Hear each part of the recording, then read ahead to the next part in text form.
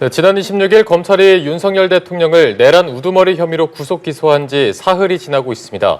검찰은 공소 유지에 만전을 기한다는 방침인데요. 네, 지금 분위기는 어떤지 취재기자 연결해서 알아보겠습니다. 진기훈 기자.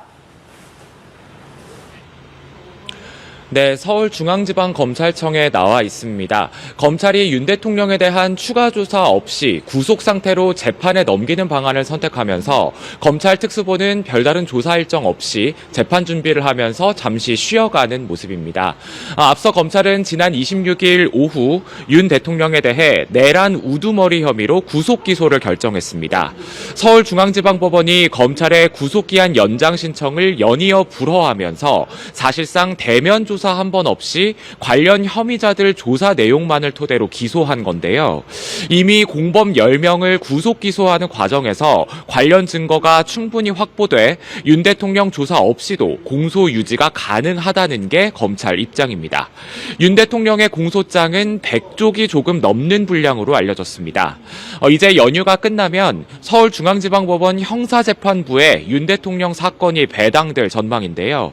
1심 재판부는 앞으로 최장 6개월 동안 윤 대통령을 구속한 상태로 재판을 할 수 있습니다. 물론 그 이후로도 재판이 진행될 수 있지만 윤 대통령을 석방해야 합니다. 구속 피고인은 통상 구속 상태로 선고하는 게 보통이고 윤 대통령을 석방할 경우 생길 파급 효과까지 고려하면 1심 재판부가 6개월 내에 재판을 마무리할 가능성이 큽니다. 이렇게 되면 윤 대통령이 일주일에 3번 이상 형사재판과 헌법재판소 탄핵심판에 출석하는 상황이 벌어질 수 있는데요.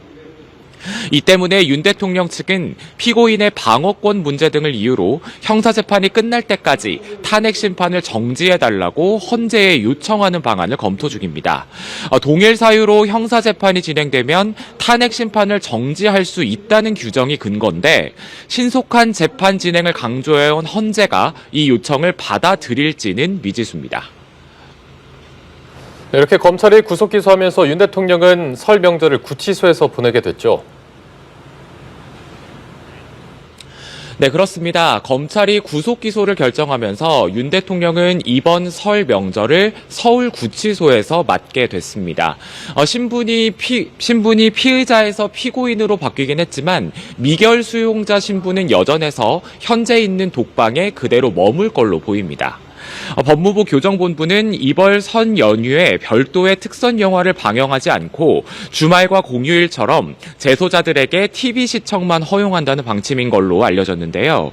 수용동 내부에 있는 TV는 주말과 공휴일에 주로 생방송을 방영해서 윤 대통령은 설 당일을 포함한 연휴 기간 생방송 방영 시간대 설 특선 영화 등 특집 방송 시청이 가능할 걸로 보입니다. 또 윤 대통령의 접견 금지와 서신 수발신 금지 조치가 지금 해제된 상태라 접견과 서신 수발신도 가능한 상황인데요. 다만 연휴 등 공휴일에는 재소자 접견이 제한되기 때문에 윤 대통령의 가족 면담 가능성이 그리 높지는 않을 걸로 보입니다. 지금까지 서울중앙지검에서 연합뉴스TV 진기훈입니다.